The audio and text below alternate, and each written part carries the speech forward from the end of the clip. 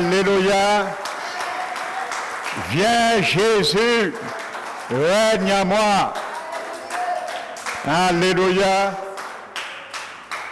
Mais Seigneur, nous l'avons chanté pour que tu puisses régner en nous. Nous devons marcher vers toi, mais ayant les chaînes qui sont détachées sur nos pieds. C'est ma prière ce matin pour chacun de nous, car tu as dit, celui que tu as franchi, il sera vraiment libre. Mais malheureusement, parmi ton peuple, il y a ceux et celles qui pensent qu'ils sont vraiment libres, mais qui ont encore des chaînes sur leur vie. C'est pour cela, ce matin, mon Dieu, je me tiens avec crainte et tremblement devant ton peuple, afin que seul toi puisses faire, Seigneur, à travers ta parole. Donc moi, je ne suis point responsable de ce que tu voudras dire et faire à travers ta parole. Car la parole de l'homme revient avec des effets, mais ta parole ne revient point à toi sans accomplir l'objectif pour lequel tu l'as envoyé. Qu'il soit ainsi ce matin au milieu de nous, car tu n'es pas un homme pour mentir, Père. Tu n'es pas un fils de l'homme pour te repentir. Ta parole, elle est oui et amen. Elle subsiste dans l'éternité et elle détient toutes choses qui existent et qui existera. Merci Éternel pour ce grand privilège. Tu nous as donné encore ce matin d'être réunis en ton nom, de nous abreuver en ton nom pour déguster ta parole, qu'il nous fasse de bien, Seigneur, à chacun de nous. Merci pour ton Esprit Saint qui est là pour cela. Je suis qu'un homme, un instrument entre ses mains. C'est pour cela que je m'appuie sur lui. Esprit du Dieu vivant, que ma bouche soit ouverte ce matin. Remplis-la par toi-même, les paroles que tu mettras, afin que chacun de nous, nous puissions comprendre que ta parole est là pour nous corriger, pour nous instruire, pour nous exalter et nous instruire dans ta justice. Nous nous inclinons sous la seigneurie de ta parole, car nous ne devons pas la recevoir comme venant d'un homme, dit ta parole, mais la recevoir de ce qu'elle est manifestement, la parole de Dieu, qui agit en nous qui croyons. Merci pour cette onction fraîche ce matin que tu déposes sur ma personne. Merci Père, c'est au nom de Jésus, je t'ai prié ainsi et te remercie. Amen.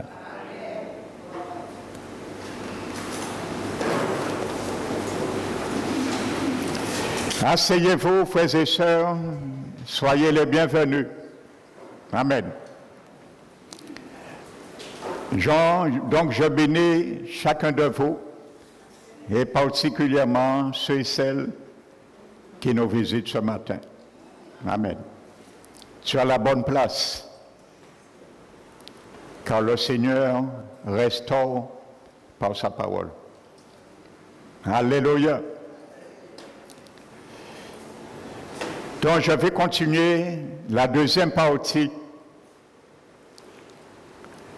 du message de dimanche dernier.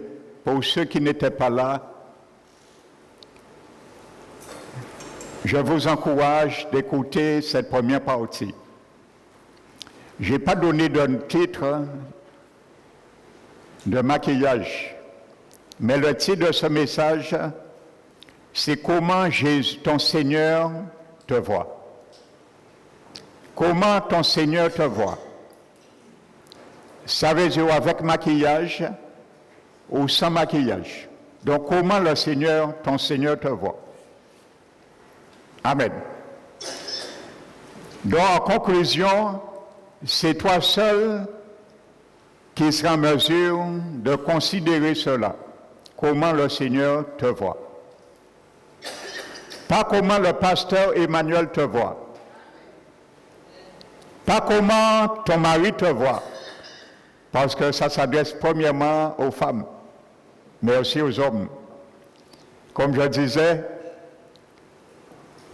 parce que les hommes aussi, tu pourras aussi juger comment aussi voir ton épouse à partir de ce message, avoir peut-être un autre regard ou le même regard. Et je disais que les hommes, ça les intéresse aussi parce que nous avons des filles ou des petites-filles. Ou peut-être toi qui es là, en tant qu'homme, tu n'es pas encore marié, ça te permettra de prendre du recul pour bien bondir le jour où le Seigneur te mettra à cœur de choisir ton épouse. Amen. Donc ça nous concerne tous. Amen. Et je le répète, mes sœurs, pardonnez-moi si ça vous choque, si ça vous a choqué, mais il faut savoir, je n'ai pas le choix. Je suis un serviteur du Seigneur et je n'ai pas le droit de cacher aux brebis du Seigneur aucune vérité. Dimanche dernier, j'ai introduit la première partie, c'était, j'ai expliqué l'origine du maquillage. Et je suis certain, si je te pose une question aujourd'hui, en fonction de ce que tu as entendu déjà dimanche dernier, toi, femme qui est là ce matin, je te pose une question. Si tu avais déjà entendu cela avant de commencer à te maquiller la première fois de ta vie, est-ce que tu l'aurais fait? Amen. Donc je crois que tu es en mesure de répondre. Parce que je sais, c'est par ignorance que les femmes se maquillent. Et il n'y a pas d'autre raison. Si vous saviez cette vérité que j'ai commencé, vous allez entendre encore, c'est simplement vous êtes ignorante. Amen. Donc c'est pour cela, c'est pour ouvrir vos yeux et vous retirer dans cette ignorance. Amen. Ce n'est pas ni pour vous mépriser, comme certains le pensent. Amen. Parce que je reçois des mépris à travers certains messages que je porte. Mais vous savez, je suis tellement habitué que ça ne fait que m'enraciner. Parce que je suis un arbre planté. Vous savez la différence entre un arbre planté et de l'herbe? L'herbe se déracine facilement et ça pousse partout. Amen. Mais l'arbre, lorsqu'il est planté, bien planté, enraciné, ce n'est pas parce qu'il y a un arbre qui porte à ses côtés plantés des fruits pourris, et il va dire, parce que je suis près d'un arbre pourri, je vais me déplanter. Un arbre ne se déplante pas. Il subit. parce qu'il grandit et se nourrit des racines. Celui qui n'aime pas entendre cela, il part, il va ailleurs, il va entendre quelque chose d'autre, il n'aime pas lire ailleurs, ce sont des herbes, et les herbes se coupent facilement. Alléluia. N'oubliez pas ce que dit la Bible, frères et sœurs. J'aime bien donner un verset en préambule. La parole de Dieu dit, j'entends bien, pour ceux qui n'étaient pas là, et ceux aussi qui n'étaient pas là. Par coup de ce message, je parlerai aussi des hommes. Quand j'entends maquillage, je me fais bien entendre pour ne pas nous éparpiller. Ce que la Bible, plutôt pas moi, ce que la Bible entend par maquillage, c'est tout ce qu'on entend fossile, faux sourcils, poudre, crayon noir autour des yeux, sous les paupières, les lèvres, les ongles, les orteils,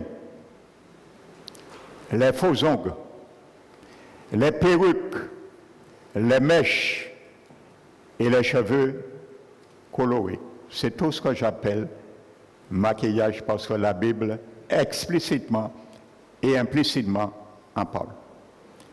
Et ce matin, je vais traiter 4 tests bibliques parce que j'ai entendu des femmes dire « Oh, la Bible ne parle pas du maquillage, donc on peut faire ce qu'on veut. » Je vais te montrer 4 tests et nous allons les détailler dans la Bible qui parle de maquillage.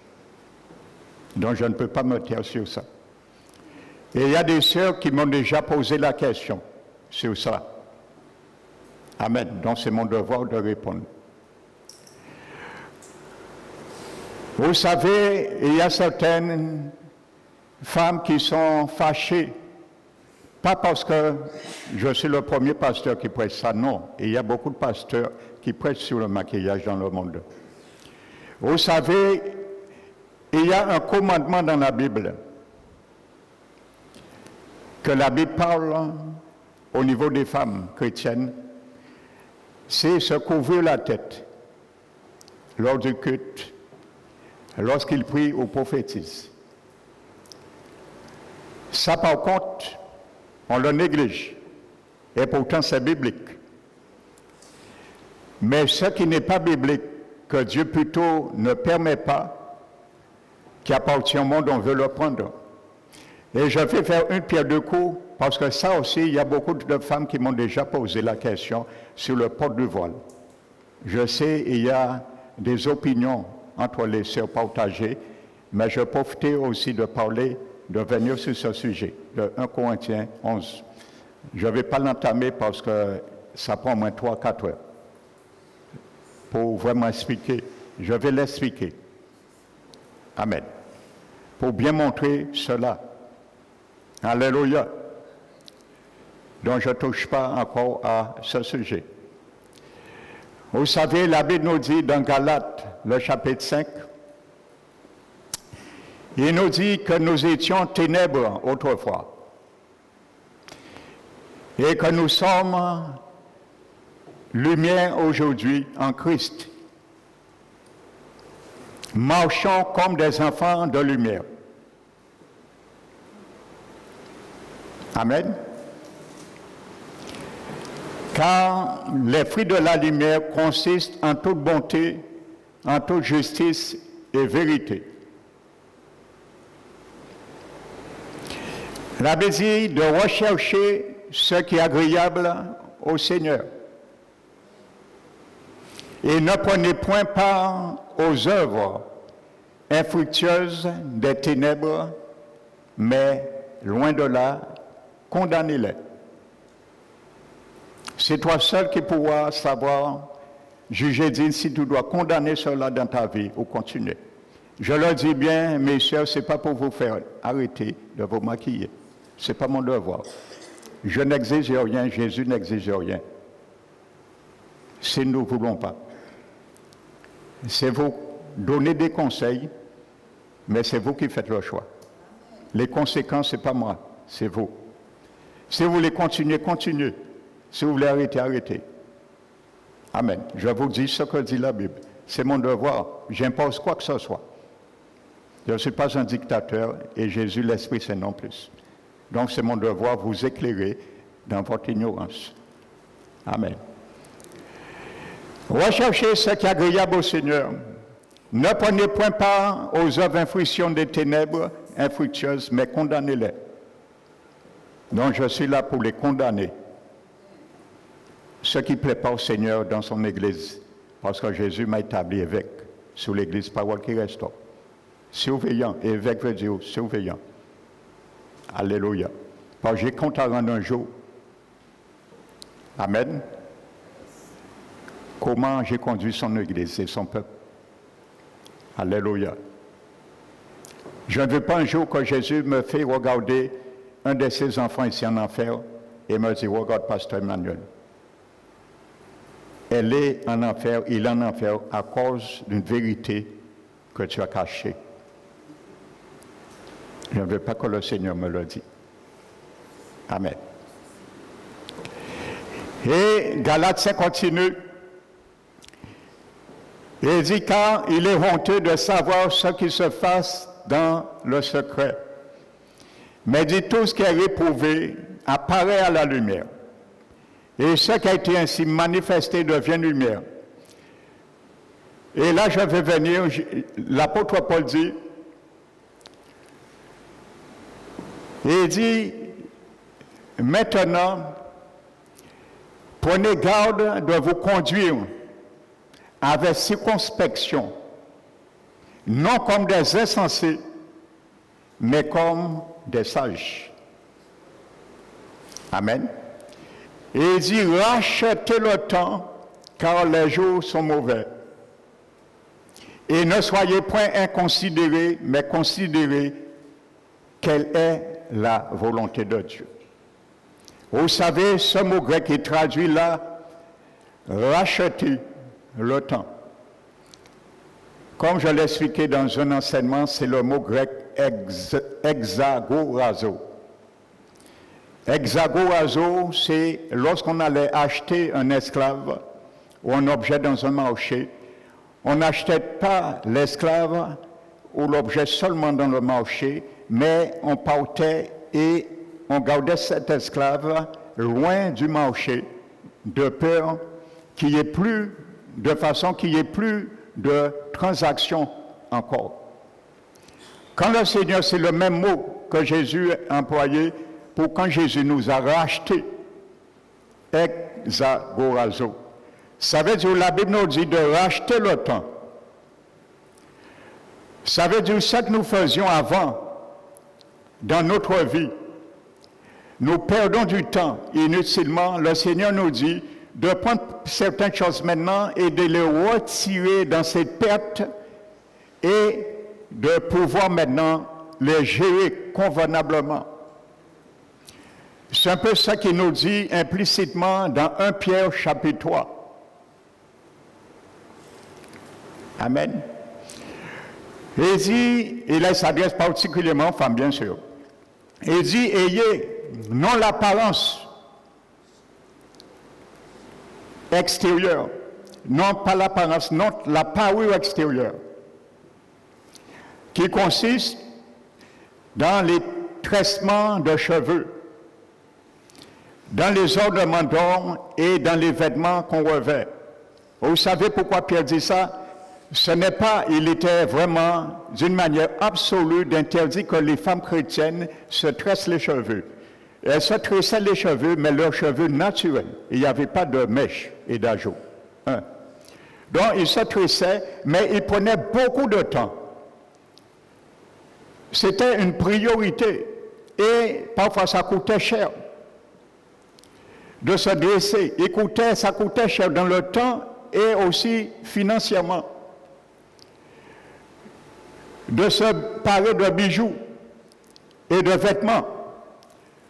Donc ça prenait du temps et aussi ça coûtait.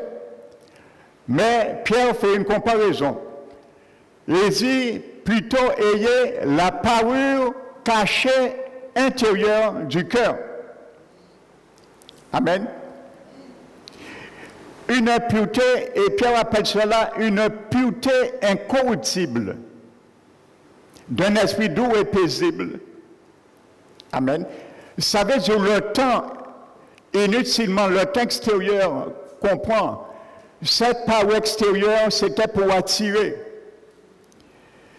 Vous voyez, extérieurement, mais il dit de faire pareil de la parole intérieure. Ça veut dire le temps que tu prends, je paraphrase un peu, à tresser tes cheveux, prends du temps à tresser les cheveux de ton cœur pour que ça puisse attirer le Seigneur.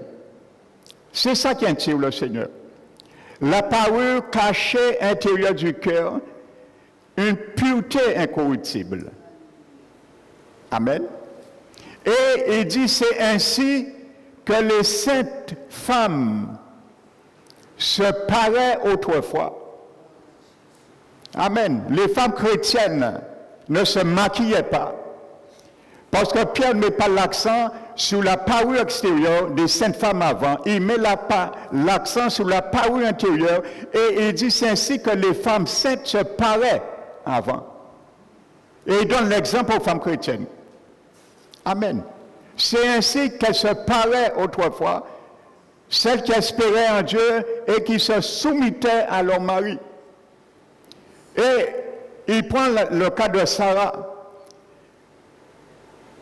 Et il dit comme Sarah, qui était une de ces saintes femmes, dont Sarah ne se maquillait pas.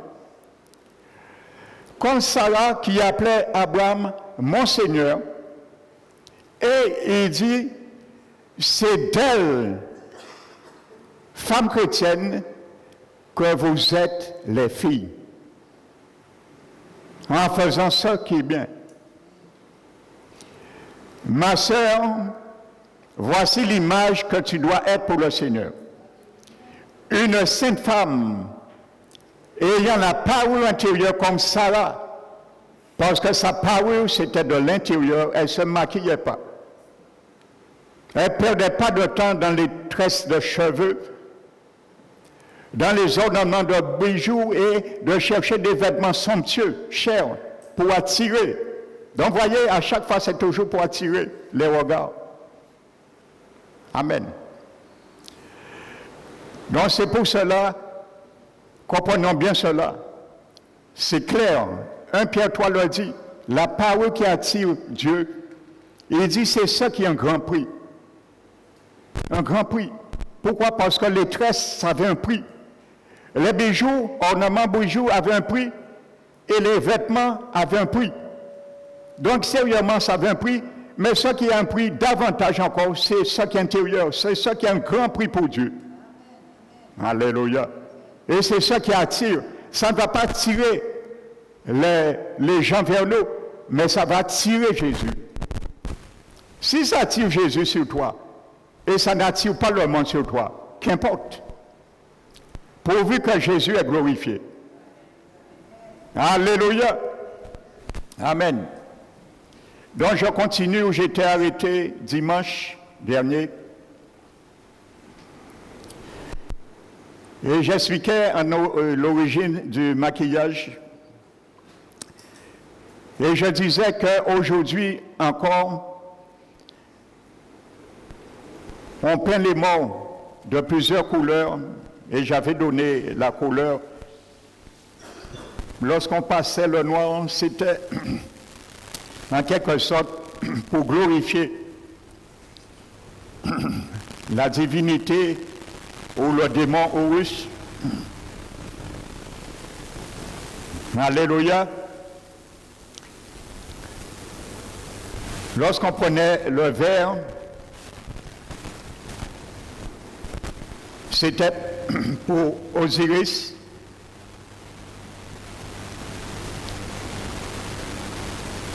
Et ainsi de suite. Alléluia. On utilisait, je m'étais arrêté là, on utilisait le jaune pour représenter la chair des dieux. Ça représentait les masses funéraires Et ça représentait également la renaissance, la connaissance pour rendre leur culte aux divinités. Et au fil du temps, quand on voit comment le maquillage, les cosmétiques a évolué, est arrivé en Europe au IIe siècle à travers les croisés et pendant la Renaissance. Voici là vraiment le maquillage est arrivé en Europe. Mais nous avons vu c'est sorti en Égypte. En Égypte. Alléluia. Donc les femmes, elles allaient même à l'époque, lorsque au XXe siècle, les femmes allaient même, frères et sœurs, à se mettre en danger en utilisant des produits avec du mercure dedans et du plomb pour parvenir à se maquiller, pour pouvoir plaire à la société. Parce que cette époque, pendant la Renaissance, le modèle de la femme belle était une femme qui avait la peau blanche, très blanche. C'est là que les femmes ont commencé à se peindre la peau, à mettre toutes sortes de produits. Amen. Alléluia. Et les joues très, très rouges à l'époque. Voici comment ça a commencé. Amen. Et les femmes étaient prêtes à utiliser des produits, mettre leur santé en danger pour pouvoir plaire à la société. C'était pour plaire à la société. En fait, pour être conforme à l'image de leur société. Amen.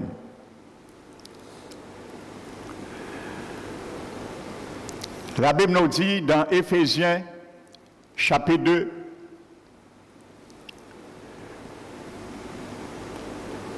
nous sommes l'ouvrage de Dieu, recréés en Jésus-Christ pour de bonnes œuvres, que Dieu a préparées d'avance pour nous afin que nous les préparions. Voici ce que nous devons être, l'ouvrage de Dieu, pas l'ouvrage de la société. Et au fil du temps, ça a toujours été comme cela et jusqu'à aujourd'hui. Au cours du XXe siècle, le maquillage a eu un retour au naturel et c'est vraiment après la formation d'Hollywood. Vous savez ce qu'on appelle Hollywood? Que le maquillage a vraiment eu une expansion dans le monde entier. C'est-à-dire que les femmes se maquillaient énormément et prenaient donc le modèle des femmes qu'elles voyaient dans les publicités. Les femmes qu'ils voyaient à la télévision à travers Hollywood et se conformaient. N'oubliez pas Romains 12, 1 nous dit, par les compassions de notre Dieu, je vous exhorte, frères, de ne pas vous conformer selon ce monde, d'offrir votre corps comme un sacrifice vivant, saint et agréable. Votre corps comme un sacrifice vivant, saint et agréable à Dieu. Votre corps. Le corps du chrétien appartient à Jésus. 1 Thessaloniciens 5 le dit, Jésus veut nous sanctifier l'esprit, l'âme et le corps. Amen. Ne vous conformez pas au siècle présent, ne rentrez pas dans le moule du monde. C'est ce que ça veut dire. Le moule du monde, il y a le maquillage. Ça ne t'appartient pas, ma sœur. C'est le monde. Ne te mets pas dans ce moule. Ta parole, tu es belle, c'est ton cœur. Naturellement, tu es belle. Et il y a des femmes, elles sont très belles, on se demande pourquoi elles se maquillent. Mais quand tu es déjà belle, tu te maquilles, tu deviens laid. Comme ça, Jésus te voit. Jésus t'a fait belle tu te maquilles. Mais tu es déjà belle. Pourquoi te maquiller? Pour attirer le regard. Non, tu penses que les regards ne sont pas sur toi, elles sont sur toi. Parce que les gens disent, bon, mais c'est rare de voir au XXe siècle une femme qui ne se maquille pas. Mais c'est rare ça. Donc, il y a des interrogations sur toi, même si tu ne le sais pas. Parce que tu ne fais pas partie du commun de tout le monde. Tu es exceptionnel, tu es à part du grand lot, du commun.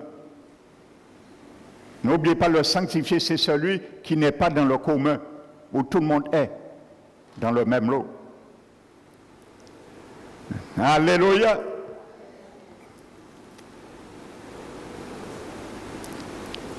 Donc, pour se conformer au monde. Et c'est pareil avec les personnages qui ont été créés en Égypte.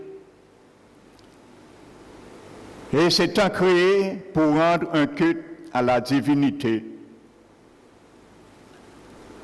Amen.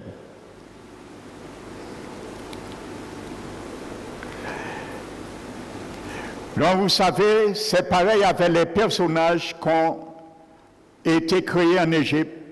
Et c'était créé pour rendre un culte à la divinité en Égypte qu'on appelle Hathor. Hathor, c'est la divinité de la fertilité, de l'amour, et cette divinité était célébrée dans le cadre où les femmes invoquaient cette divinité pour avoir des enfants. On se maquillait pour invoquer ce Dieu, Hathor. Un démon. Quand on parle de faux dieux, de divinité, ce sont des démons.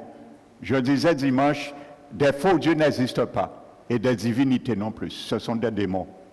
On les appelle des dieux ou des divinités, mais en réalité, elles n'existent pas. Ce sont des démons. Alors sache les démons qui sont derrière ça. Je préfère te dire la vérité. Même si tu pars ce matin avec de l'amertume contre moi, ça ne fait rien. Je t'ai déjà pardonné. Mais je sais, ce matin, j'ai lavé mes mains devant toi. Mes mains sont pures. Amen. Alléluia.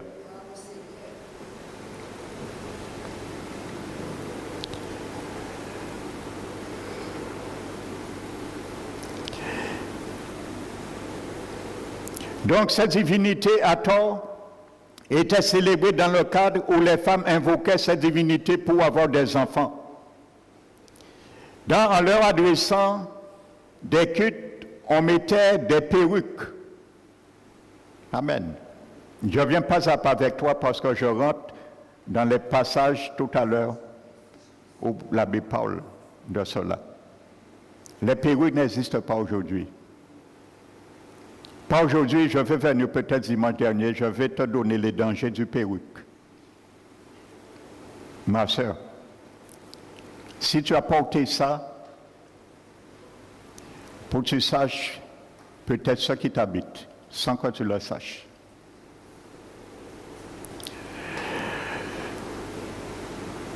Était célébré dans le cadre où les femmes invoquaient cette divinité pour avoir des enfants. Donc, on leur adressait des cultes en mettant des perruques.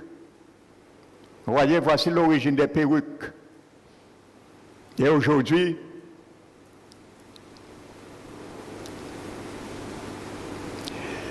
les perruques et les mèches qui sortent en Inde, je viendrai dessus. Ça va t'ébranler,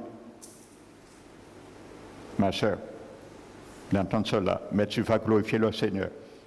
Tu voulais que je te cache la vérité sur tout ça?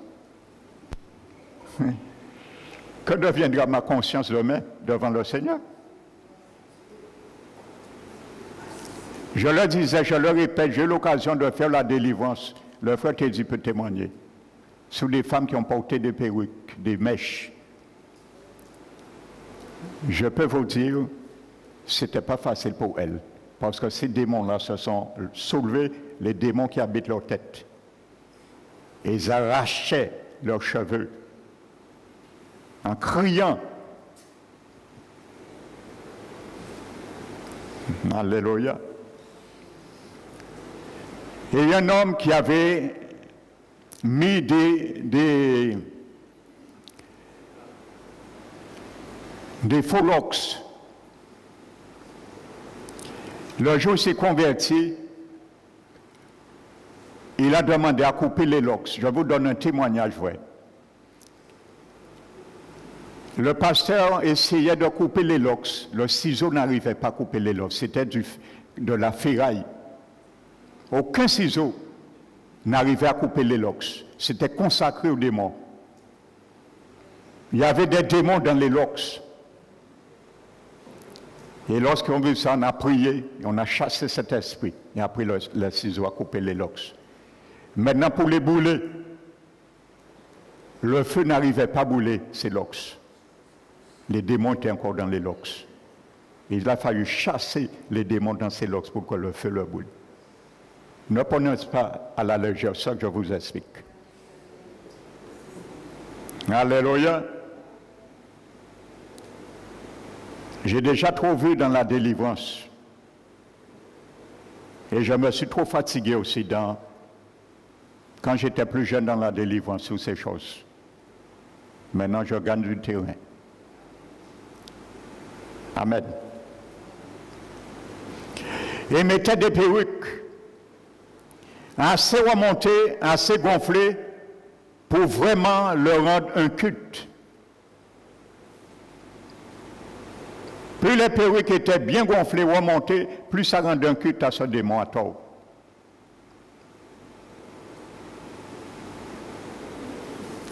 Toi, tu achètes ça dans un magasin, tu ne sais pas le danger, tu es ignorante. Mais vous savez, dans le monde spirituel, les lois ne rigolent pas. J'ai expliqué quelque chose dimanche, vendredi, pour ceux qui étaient là dans la prière. Moi, j'ai expérimenté ça à plusieurs reprises. J'ai eu l'occasion de visiter des maisons. Et il y avait une sœur ici, elle n'est plus. Lorsqu'elle est venue ici, elle souffrait souvent de la tête. Elle était dépressive.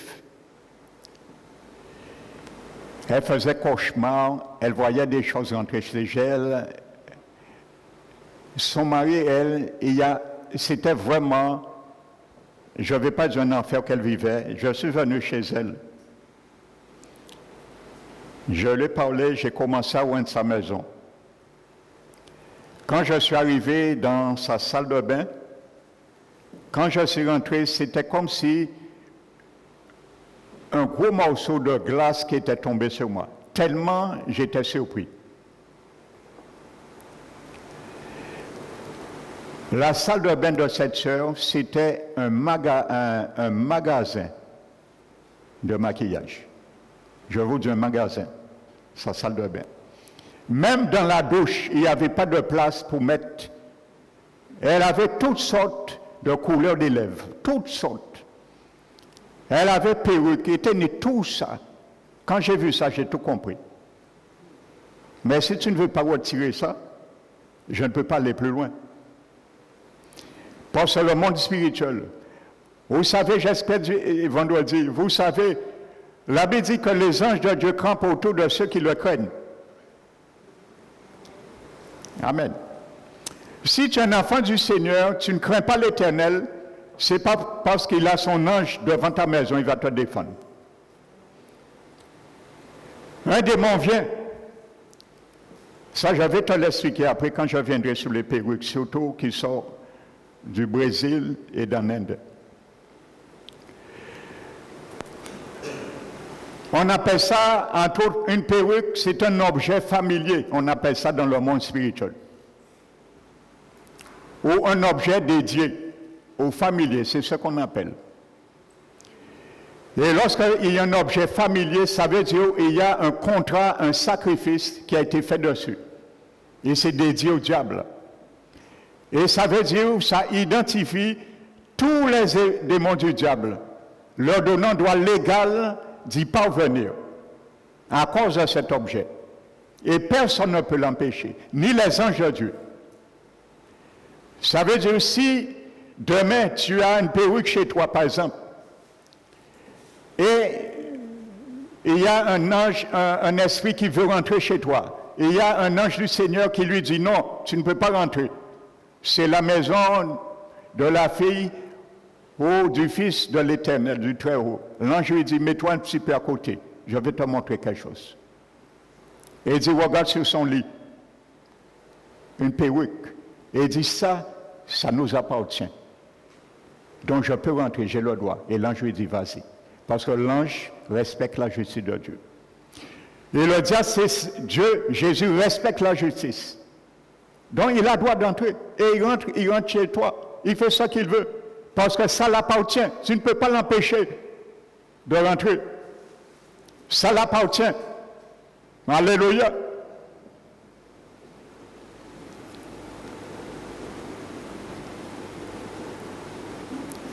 Donc, en leur adressant des cultes, en mettant des perruques assez remontées pour vraiment leur rendre un culte. Et on voit, comme je disais, dans les hiéroglyphes, que cette divinité Hathor est souvent représentée à côté d'Horus. D'Horus, à partir duquel on a créé le phare à crayon autour des yeux. Je ne vais pas revenir dessus, j'ai expliqué cela dimanche dernier. Rentrez dans le site, tapez Parole qui restaure, vous allez voir la première partie. Amen. Et lorsqu'on regarde l'histoire à l'origine d'Horus et Hathor, ce sont des divinités qui formaient un couple. Ils formaient un couple. Maquillage et perruque. Ça forme un couple dans le monde spirituel. Alléluia. Dans la divinité, dans la dignité du maquillage et celle des perruques, ils travaillent ensemble car c'était un couple et cette divinité était célébrée en Canaan. Vous comprenez pourquoi Dieu interdisait à son peuple de ne pas imiter ces abominations? En Canaan, les Hébreux ont connu l'Égypte, Canaan, ils ont connu cela. Et c'est là que je viendrai avec toi pour montrer, ils ont pratiqué ces choses. Et comment Dieu les voyait. Vous allez voir le regard de Dieu. Comment les Hébreux, son peuple, trafiquaient avec ces choses en Égypte et en Canaan. Vous allez voir est-ce que Dieu rigolait.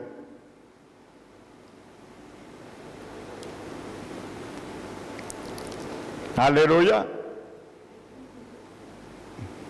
Amen. Prenons Lévitique 18. Lévitique 18, verset 3. Vous ne ferez point ce qui se fait dans le pays d'Égypte où vous avez habité, et vous ne ferez point ce qui se fait dans le pays de Canaan où je vous mène. Vous ne suivez point leurs usages. C'est clair. Oh, pasteur, mais il n'y a rien de grave de mettre juste un petit crayon noir. Ou juste un petit rouge à lèvres d'eau. Je vais te poser une question. S'il y a quelqu'un qui est dans l'addiction de la drogue, tu veux l'aider à s'en sortir. Tu vas lui dire de fumer un peu moins de drogue et tu penses que tu vas l'aider? Tu n'as rien fait du tout. Il est toujours addict de la drogue. Qui a un petit peu ou ce qu'il prenait avant. C'est la même chose. Si ce n'est pas bon, c'est pas bon. Autrement, le Seigneur nous aurait dit de prendre un petit peu. N'essayons pas de contourner les choses de Dieu, frères et sœurs, soyons vrais.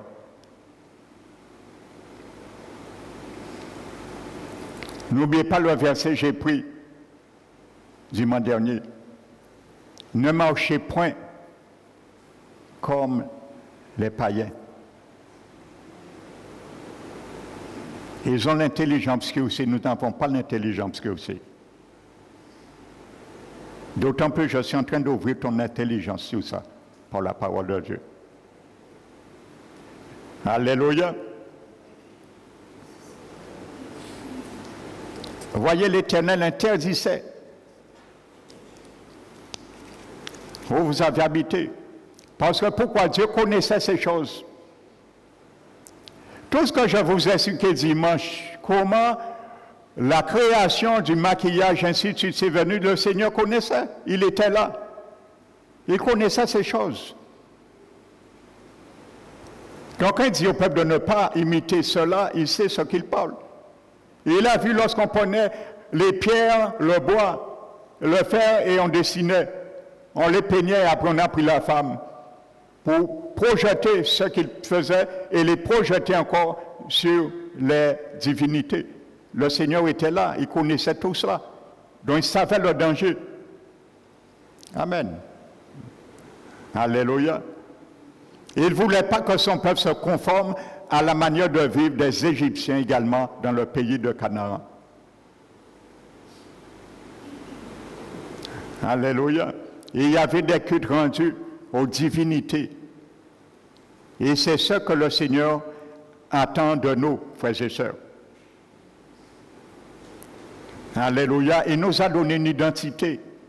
Il nous a fait déjà son image. Il nous a recréés en Christ, selon l'image du Christ. Quelle image nous voulons encore? Nous avons été créés à l'image et à la ressemblance de Dieu. Nous avons été, pour nous chrétiennes, nous avons été recréés en Christ. Ne nous recréons pas une troisième fois. Nous sommes d'accord. Dans le monde du monde, laissons ça pour le monde. Amen, frères et sœurs. Laissons ça pour le monde. Qu'on entend aujourd'hui beaucoup de femmes pasteurs, déjà ce qui est interdit dans la Bible, une femme d'être pasteur. Je ne mets pas de temps sur ça. Le jour viendra, le Seigneur me mettra à cœur de parler de cela, parce que la Bible en parle. Alléluia. On entend des femmes pasteurs parfois et des femmes prophétesses, entre parenthèses. J'ai vu ça, ils ont de fossiles, fait cette longueur, des ongles, cette longueur courbée parfois, et vient dire, le Seigneur m'a dit. Le Seigneur m'a dit. Quel Seigneur qui t'a dit? Le Seigneur de la Bible? Le Dieu de la Bible qui t'a dit non. Il t'aurait dit, premièrement, va retirer ce qui appartient à Canaan et à l'Égypte, va retirer et donne à l'Égypte et à Canaan, et après je te dirai. Beaucoup d'enfants du Seigneur se laissent berner. Le Seigneur m'a dit. Quel Seigneur qui t'a dit? Alléluia. Quel Seigneur qui t'a dit? Le Seigneur de la Bible?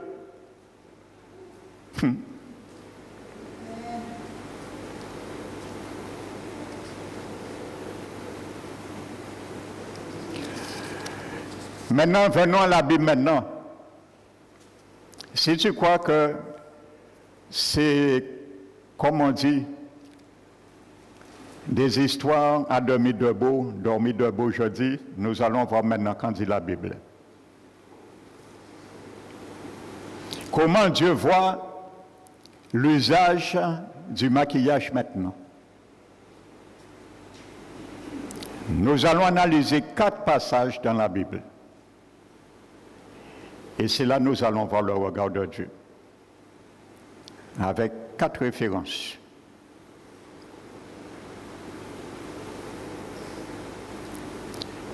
Amen.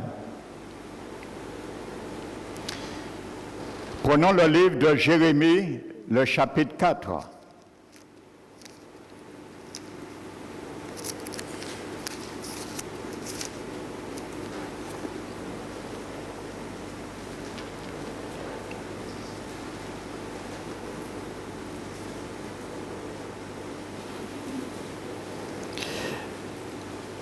Le livre de Jérémie, le chapitre 4, nous dépeint les conditions entre les nations du peuple de Dieu. Amen.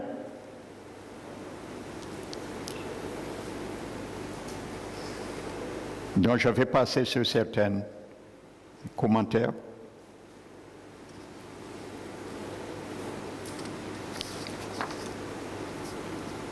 Et il appelle son peuple à se repentir et à se retourner vers lui. Vous allez lire chez vous le verset 1 à 14, frères et sœurs, notez. Dieu implore son peuple de faire le ménage dans leur vie, de se laver.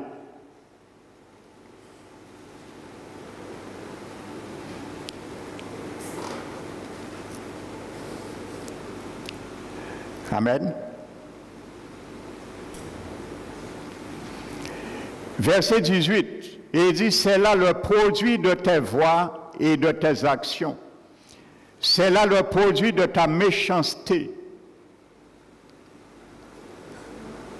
Amen.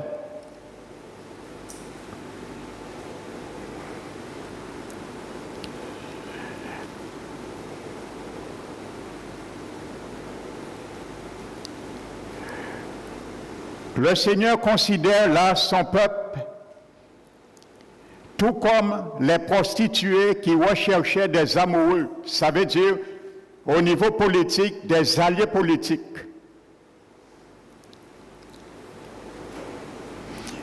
Et le verset 30, regardez ce qu'il dit. Parce que je vous ai dit l'origine du maquillage. Et il y avait la prostitution, la sensualité et le sexe, dont le Seigneur savait ces choses. Verset 30. Et toi, il parle à son peuple, hein? Donc aujourd'hui, tu es le peuple de Dieu, mon frère, ma soeur. Et toi, dévasté, que vas-tu faire?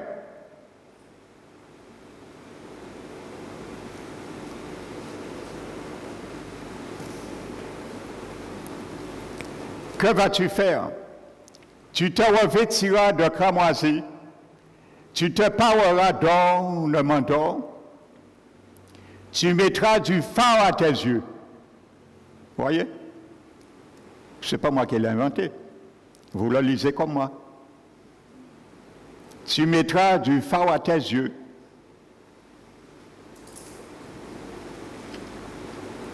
Oh oui.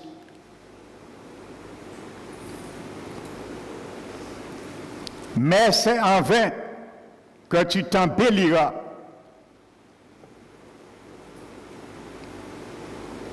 Si le Seigneur aimait ça, il aurait dit son peuple, oh, c'est bien que tu fasses cela. C'est en vain.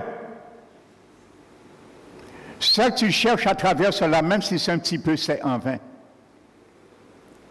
Tes amants te méprisent. Au lieu de tu attires, c'est l'inverse. Tu attires des situations dans ta vie, ma sœur, qui te mépriseront. J'avais fait mention une fois, ça fait des années, et il y avait une sœur ici. Depuis ce jour, elle a quitté l'église. Mais elle a oublié, c'était une ex-témoin Jéhovah, en plus. Elle a oublié que Dieu lui avait guéri miraculeusement d'une tumeur au cerveau.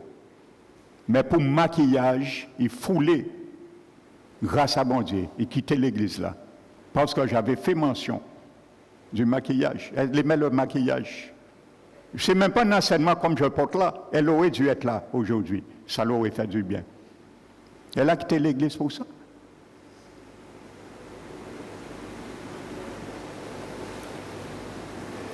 Et après, quelqu'un est venu me dire, j'ai essayé de la raisonner. Elle a refusé de m'avoir au téléphone. Je lui ai donné un entretien pour discuter. Elle m'a fait l'attendre une matinée ici, elle n'est jamais venue. Elle ne m'a jamais appelé, je l'appelle. Elle m'a dit, oui, mais j'ai oublié. Parce qu'on ne veut pas changer. On ne veut pas changer. On veut rester avec les chaînes. Si tu veux rester avec les chaînes, Jésus ne va pas les casser. Si tu aimes tes chaînes, Jésus va les laisser. Elle a dit, pour qui le pasteur Manuel se prend? C'est avec mon maquillage que j'attire mes clients. Voici ce qu'elle a dit, une chrétienne. Quelle honte. Avec ton maquillage, tu attires les clients parce qu'elle travaille dans un hôtel. Si elle ne se maquille pas, elle n'attire pas des clients. On prend Jésus vraiment pour rien. Si c'est ton maquillage qui attire ton client, qu'est-ce que Jésus est dans ta vie? Pour ça, frères et sœurs. Vous croyez que je vais me taire aujourd'hui, ma soeur? Non, je ne peux pas me taire. Mais regardez ce que dit la Bible. Hein? Dieu n'a pas dit ça va attirer tes clients. Il dit tes clients vont te fuir. Tes amants vont te mépriser.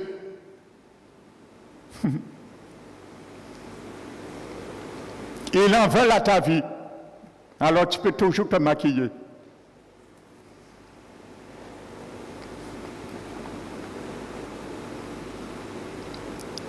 Alléluia. Vous allez lire tout le chapitre pour bien comprendre comment Dieu traite cela, la prostitution. Donc voici un premier passage qui parle de maquillage là. Vous n'allez pas me dire que ce n'est pas dans la Bible.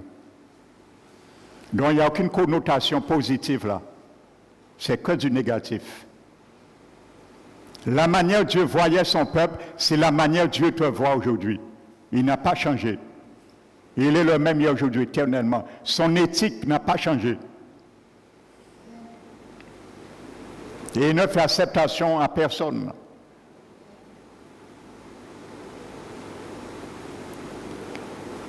Alléluia.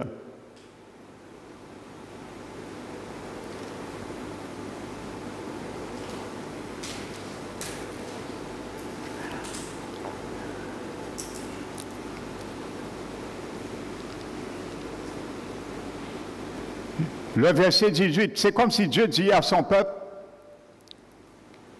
mais il y a quelque chose, je ne comprends pas, mais vous êtes devenus fous, mon peuple. Mes enfants, vous êtes devenus insensés, stupides, je ne comprends pas. Le verset 22 à 26, lisez, vous allez voir. Certainement, mon peuple est fou. Il ne me connaît pas. Vous allez arriver à imiter les Égyptiens et les Cananéens. Ce sont des enfants insensés dépourvus d'intelligence.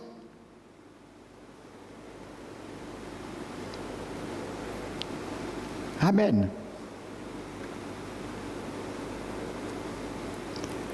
Les cieux et leur lumière a disparu. Alléluia. Ne laisse pas la lumière disparaître sur toi, mon frère, ma soeur. Les païens, ils ont l'intelligence obscure aussi, mais pas toi.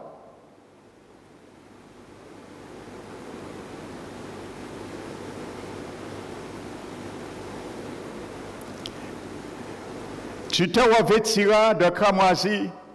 La plupart des autres traductions traduisent le mot cramoisi par écarlate.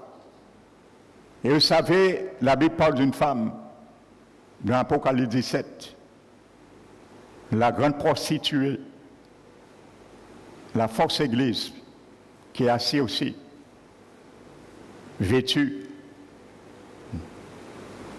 de peau d'écarlate. C'est l'image du système de la fausse religion. Amen. De la chrétienté. Rappelez-vous l'ancienne Sémiramis qui instaura la religion babylonienne mystérieuse. Sémiramis, c'était la femme de Nimrod. Nimrod est elle qui a mis toutes les fausses religions qui existent aujourd'hui dans le monde entier. Et c'est Nimrod qui a amené également ce qu'on appelle le requis. Tout ce qu'on appelle aujourd'hui sous l'appellation des arts martiaux, des sports occultes. Tout art martiaux est occulte. J'ai mis en garde une sœur parmi nous, son fils pratiquait une des sports, je l'ai averti sur ça, je ne savais pas, je l'ai expliqué. Elle m'a dit, elle a retiré son fils dedans. Vous allez l'ignorant, manque d'ignorant, mon peuple périt. Dans un sport, tu invites des démons dans ta vie, tu ne sais même pas. Déjà, pourquoi tu veux faire un sport de combat? Tu es chrétien, pourquoi tu veux faire un sport de combat? Explique-moi. Pour te défendre? Dieu dit de ne pas frapper ton prochain. Qu'est-ce que tu vas faire dans un sport de combat?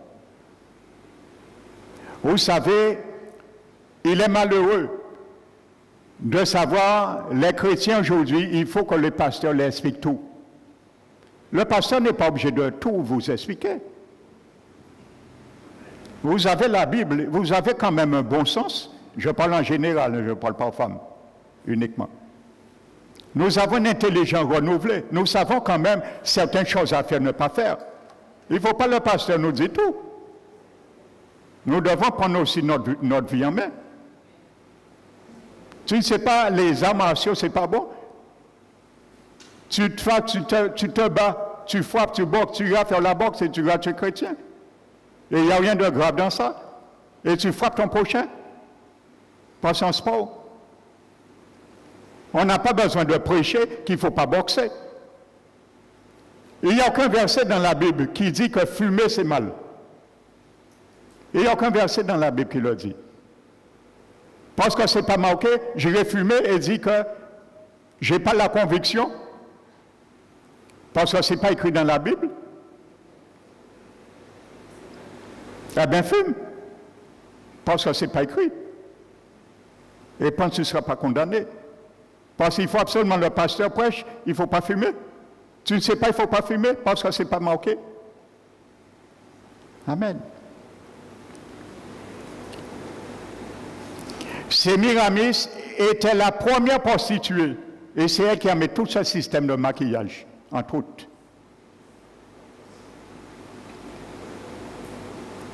Est-ce que c'est elle nous représentons ou est-ce que c'est Jésus? Ou nous représentons la femme vertueuse qui est l'Église du Christ et dont nous faisons partie.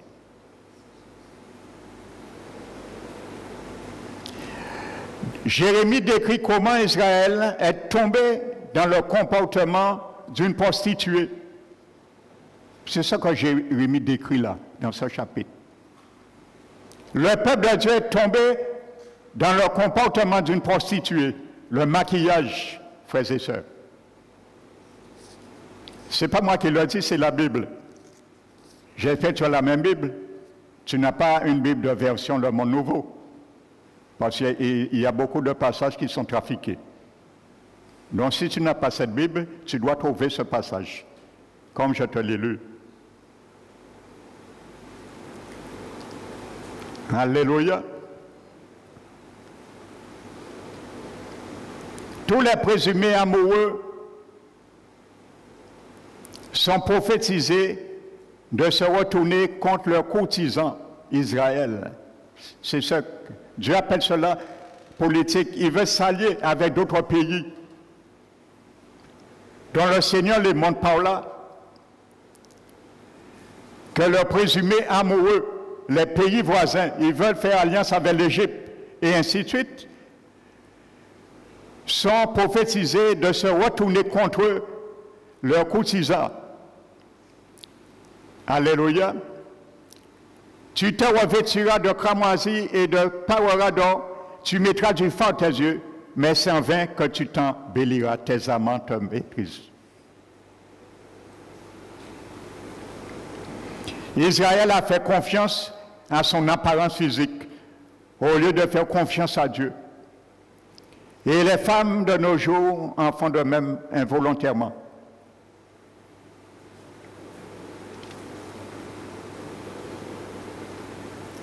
Alléluia. Elles veulent s'intégrer et se faire accepter dans le monde. Vous savez, il y a des établissements scolaires que j'ai entendus. On interdit les filles des établissements scolaires païens Quel exemple pour l'Église de Christ? Il y a des établissements scolaires, on interdit aux filles de venir à l'école, dans l'établissement scolaire, avec des mèches. Vous savez pourquoi? Ils ont reconnu que les jeunes filles qui viennent avec des mèches sont moins intelligentes que les filles qui n'ont pas de mèches. Pourquoi ça? Parce qu'il y a des esprits sur leur vie qui les animent. Ça, les païens ne peuvent pas l'expliquer. Mais c'est une des explications, moi je le donne. Pourquoi ça? Alors, si les païens empêchent des filles de rentrer dans cet établissement qui n'appartient pas à Jésus avec des mèches, nous pensons que nous allons entrer au ciel avec des mèches? Frères et sœurs, voici un exemple que le monde nous donne.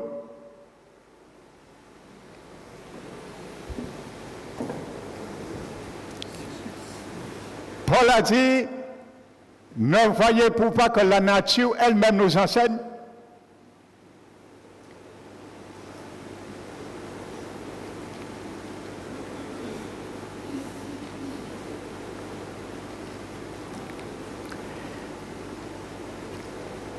Donc c'est clair, le contexte de Jérémie nous montre que Dieu condamne son peuple pour ses abominations dans son comportement national. Une de ces abominations que Dieu déteste, c'est de peindre son visage et de prendre le caractère d'une prostituée. C'est ce qui est expliqué là. Ce n'est pas moi qui le dis. Amen. C'est ce que la Bible explique. Jérémie explique cela. Est-ce que je peux m'arrêter et c'est clair pour vous ou je continue? Amen. Le but de ce verset nous dit que l'apparence d'une prostituée est de se produire, peinturer plutôt les yeux, et qu'une personne honnête qui veut plaire à Dieu ne se conforme pas à sa volonté. On admettra autant qu'une prostituée assez souvent s'habillait en rouge également. Amen. Et elle travaille dans les quartiers chauds d'Israël.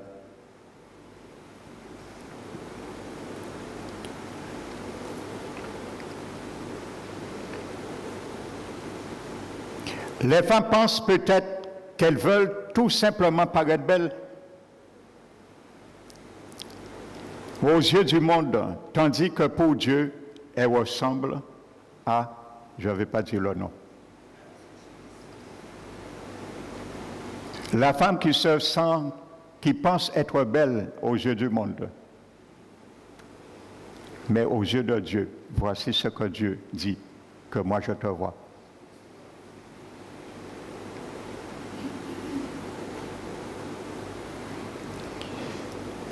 Prenons Ésaïe chapitre 3 maintenant, deuxième texte.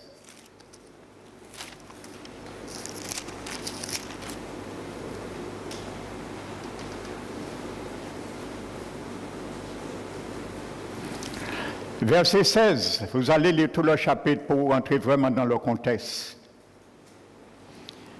L'Éternel dit, parce que les filles de Sion, Israël, son peuple, sont orgueilleuses et qu'elles marchent le cou tendu et les regards effrontés, parce qu'elles vont à petits pas et qu'elles font résonner les boucs de leurs pieds. Et regardez les conséquences après. Mais je m'arrête sur le verset 16.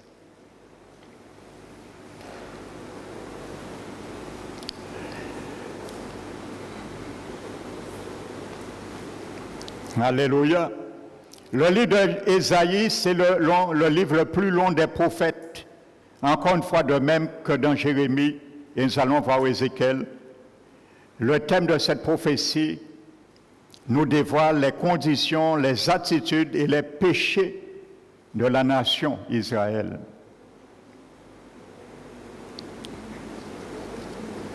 Amen.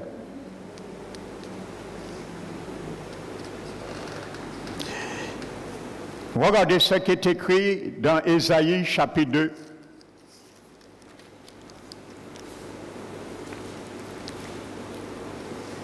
Verset 6. Car tu as abandonné ton peuple, la maison de Jacob, parce qu'ils sont pleins de l'Orient, et adonné à la magie comme les Philistins, et parce qu'ils s'allient aux fils des étrangers, pleins de l'Orient.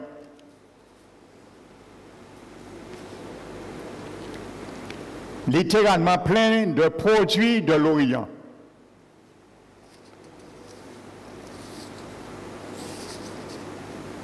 Amen. À l'Orient, à l'est de Canaan, les Philistins, c'est eux qui produisaient ces choses, les produits cosmétiques, fards, perruques, des choses comme ça, ça existait. C'est pour ça que la Bible dit « fils de l'Orient », c'est ça que ça veut dire. Les choses de l'Orient, il y a certaines traductions qui disent les choses de l'Orient.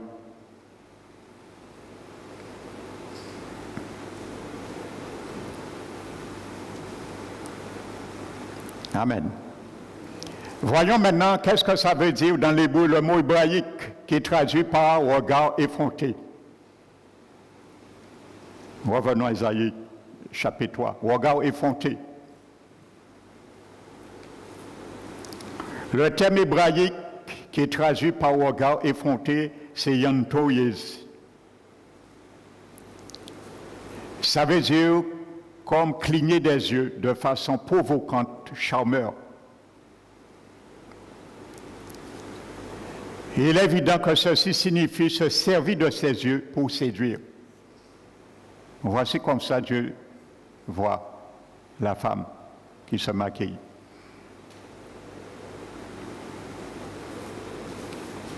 Je vais vous donner quelques recherches dans plusieurs dictionnaires différents qui parlent de ce mot hébraïque pour avoir une idée globale, qui ne sont pas bien sûr exhaustives.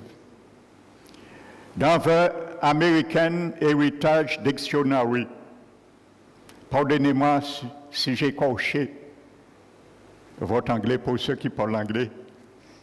Amen. Et la sœur Claudia, excuse-moi si j'ai écorché, hein? Eh bien, gloire à Jésus. Précise, ce dictionnaire précise la définition de wanton, le mot hébreu qui est traduit par regard effronté. Écoutez la définition, ça veut dire immoral et non chaste. Regard immoral et non chaste. Le Seigneur ne te regarde pas comme une femme chaste et réservée. Et pourtant, il dit que son Église doit être une femme chaste et réservée.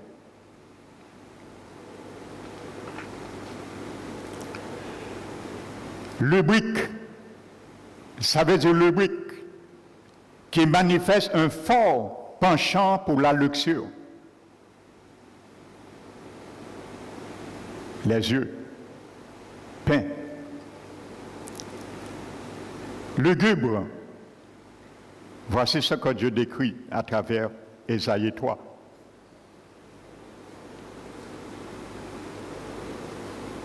Le commentaire de Jamison, Fossé et Brown, Commentary, ajoute un élément essentiel à l'expression wanton ways et qui est d'une grande importance à propos de ce qui est décrit au verset 16. Cela veut dire tromper avec ses yeux. Quand la Bible nous dit que ces filles Israël de Sion marchent le regard effronté, littéralement tromper avec ses yeux. Vous savez bien, tromper, c'est un péché. Amen. Rehausser les yeux de façon trompeuse avec de la peinture. Voici ce que ça veut dire, selon ce dictionnaire. Rehausser les yeux de façon trompeuse avec de la peinture. Vous voyez? Donc, vous voyez, le Seigneur parle de maquillage dans la Bible. Jusqu'à maintenant, je ne t'ai donné aucune connotation positive au regard de Dieu sur le maquillage. Donc, si tu es vexé par la main que je voulais te tendre, ma soeur, ça, je ne peux rien. J'ai voulu t'aider dans ton ignorance, mais ça, c'est Dieu et toi. Amen. Alléluia. Rehausser les yeux, ça veut dire, comme nous l'avons vu en Égypte, les yeux des Égyptiennes étaient un exemple pour passer du crayon noir. Amen. Et qui vient de ce démon Horus. J'ai expliqué son origine. Rehausser les yeux, ça veut dire nous voulons faire voir que nous avons des yeux plus belles ou plus beaux que le Seigneur nous a donnés. Mais de façon trompeuse avec de la peinture.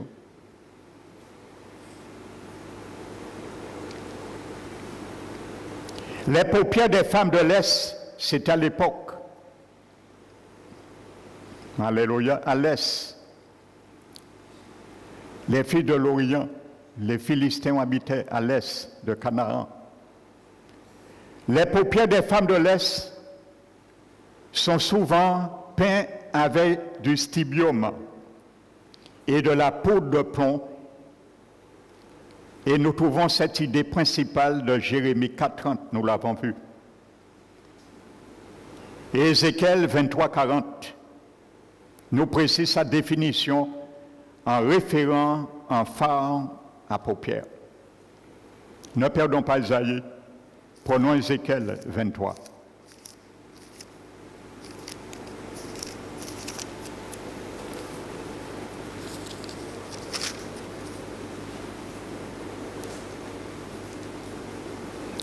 Verset 40, Ézéchiel 23.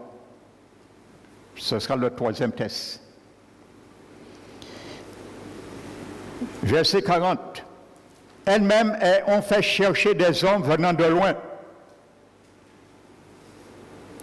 et leur envoyer des messagers, voici, ils sont venus. Pour eux, tu t'es lavé, tu as mis du fard à tes yeux, tu t'es paré de tes ornements, et ainsi de suite.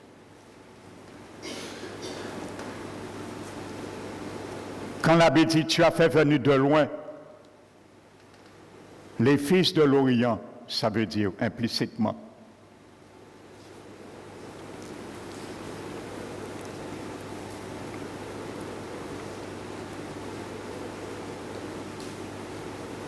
Je continue. Dans le dictionnaire, le commentaire The Clark's Commentary ajoute encore un nouveau regard à la phrase « plein de l'Orient ». C'est une référence à l'Orient aux plusieurs produits cosmétiques. Le dictionnaire biblique, ce sont des dictionnaires bibliques.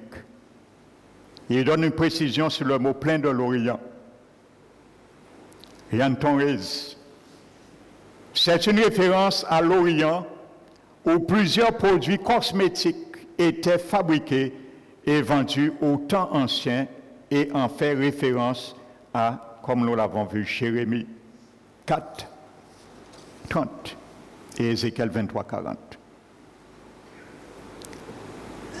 Ces cils qui sont longs et à la coutume de l'Est, couverts de stibium. Amen. Mais aucune de ces femmes, écoutez, aucune de ces femmes complètement parée ne se considère complètement parée. Mais aucune de ces femmes, malgré cela, ne se considère complètement parée aussi longtemps. Amen. Qu'est-ce qui donne ce commentaire? C'est le docteur House Trevolz qui donne cela. Il dit, mais cette femme, aucune de ces femmes, malgré cela, ne se considère complètement parée aussi longtemps qu'elles n'ont pas teinté les cheveux. Amen. Au temps d'Israël, ça existait déjà, ce n'est pas aujourd'hui.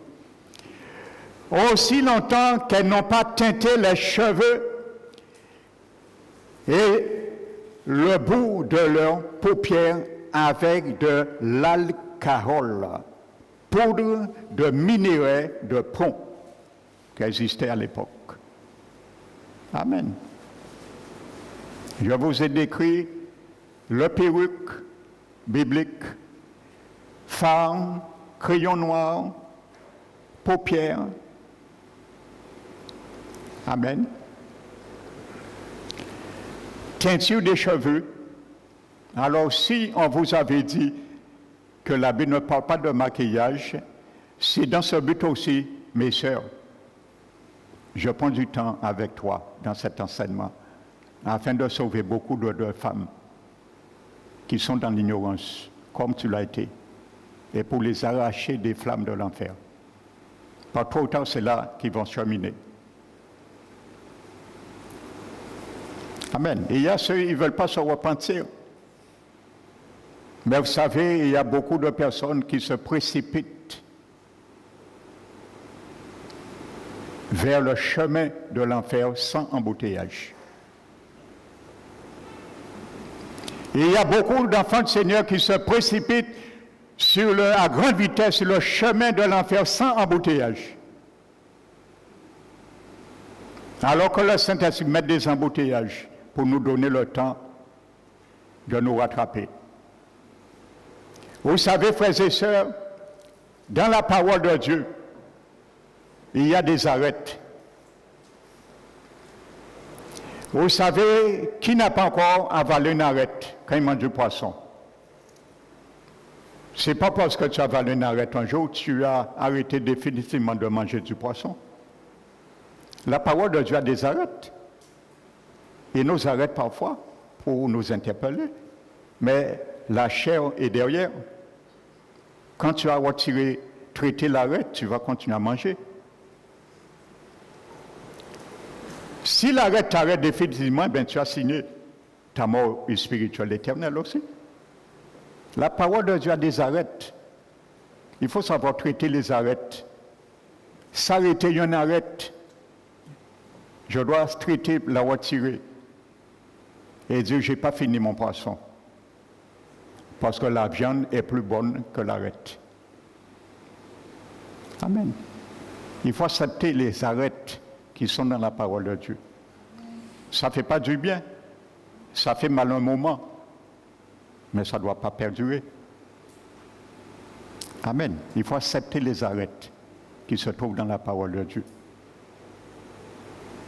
Même si ça ne nous plaît pas. Si Dieu l'a dit, c'est pourquoi. Amen.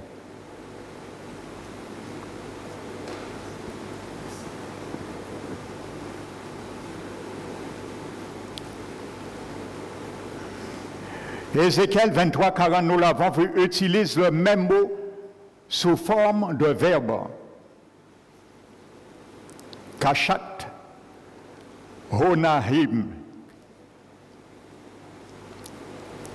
Tu as mis du phare à tes yeux. Nous venons de le voir. Ézéchiel 23, 4. Hébreu, Kachak, Roinavik. Tu as mis du phare à tes yeux. Dans le commentaire Septuagint défini, vous avez maquillé vos yeux de stibium. Vous avez maquillé vos yeux de stibium, littéralement.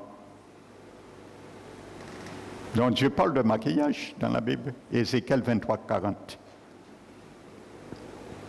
Alléluia. Pasteur Retlan, commencez par tomate là, petit goutte là. Non, regarde les tomates, fais un salade tomate quand tu manges. Ce serait mieux. Parce que vous voyez si moi qui mange. Amen. Alléluia. Vous connaissez le témoignage de Kinikos? Et comment David Wilkinson a été son père spirituel. Vous savez comment il s'est converti? Nicky Cause, je n'avais pas prévu de cela, mais je peux mettre du mot pour décompresser un peu l'atmosphère. C'était un gang, Nicky Cause. Et c'est un gars, apparemment, il disait, n'avait pas peur de piquer le ventre avec un couteau d'une femme enceinte. Et ils étaient venus un jour, ils avaient programmé d'exposer une tente qui avait des milliers de personnes lors d'une conférence biblique d'évangélisation. Et ce jour-là, l'orateur, c'était David Wilkinson. Mais ce jour-là, stratégiquement, ils se sont mis un peu partout. Et leur but, c'est d'exploser et tuer ces chrétiens. Parce que ils avaient le mandat de la part du diable de détruire les églises. Et c'est toujours le mandat du diable. Et le maquillage, c'est un de ses mandats, de ses stratagèmes, de ses armes pour détruire la vie des enfants du Seigneur. Mais ce jour-là, Nicky Cause, Dieu a permis qu'il s'assied devant. C'est lui qui était le conducteur de chantier en quelque sorte. Et il entend prêcher David Wilkinson. Il parle de Jésus qui aime, il s'est énervé. Et il s'est levé, il est allé devant le pasteur et il lui a dit d'arrêter. Il énerve avec son Jésus-là qui sauve, ainsi de suite. Il a dit d'arrêter sans quoi il le tue. Le pasteur David Wilkinson lui a dit, mon ami, Jésus t'aime. Même si tu me coupes en 1000 morceaux, chaque morceau de mon corps criera, Jésus t'aime. Vous savez, il a été fondré. Il s'est mis à genoux en larmes. Il a accepté le Seigneur Jésus. Frères et sœurs. Et ce jour-là, ses collègues lui ont dit, tu es fou. Mais il faut qu'arriver, nous venons pour exploser. On bitin, ou quoi vient dire Jésus, toucher Kéao. Mon a fallu le lapider. Hein? Eh bien, c'est comme ça qu'il est devenu un serviteur du Seigneur. Nicky Cause. Il est devenu un grand évangéliste après. Amen. Donc si tu envoies des tomates, je vais les manger. Et le Seigneur, je te dis, va t'aimer. Parce qu'il veut que tu sois belle naturellement. Amen.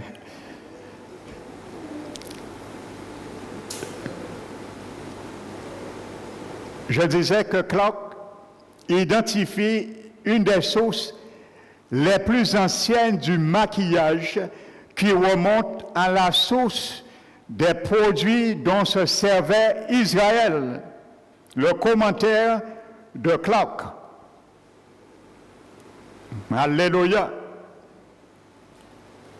Non, au temps d'Israël, ça existait.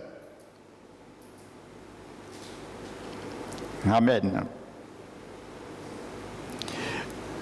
Maintenant, je vais conclure ce matin. Et je réserve la plus forte des mentions qui parlent du maquillage à la personne de Jézabel. Nous allons le voir dimanche prochain.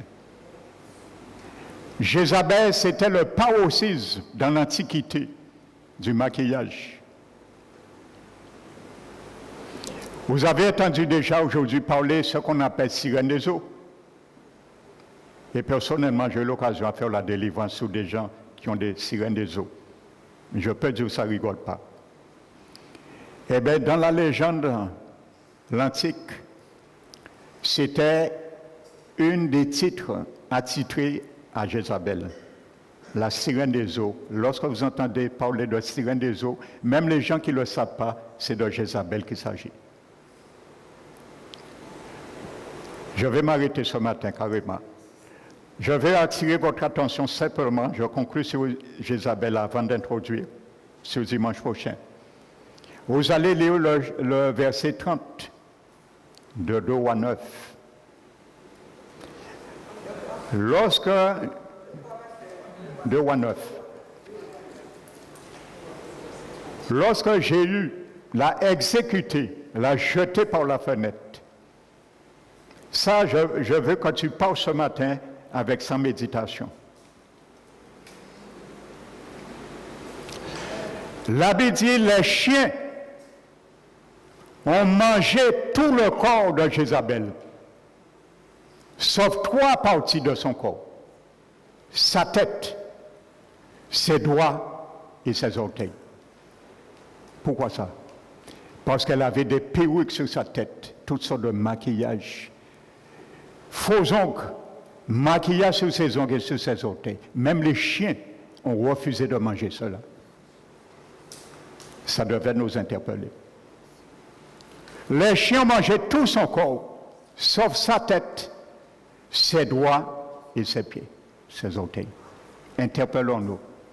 C'est là le sujet de méditation pour toi ce matin. Parle avec sa méditation. Et pose-toi pourquoi. Parce que c'était la femme qui charmait. Elle adorait. Elle a fait rentrer 2 grands démons en Israël, à Samarie. Astarté et Baal.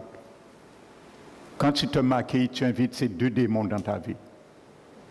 Astarté et Baal. Et ils n'ont mangé ni sa tête. Faux cheveux qu'elle portait. Maquillage. Maquillage dans les ongles et dans les orteils. Les chiens même ont refusé cela. Tu t'imagines, si les chiens refusaient ça, ma sœur refuse cela. Un conseil, je te donne. Que le nom du Seigneur soit béni. Amen. Alléluia. Nous ne sommes pas fâchés.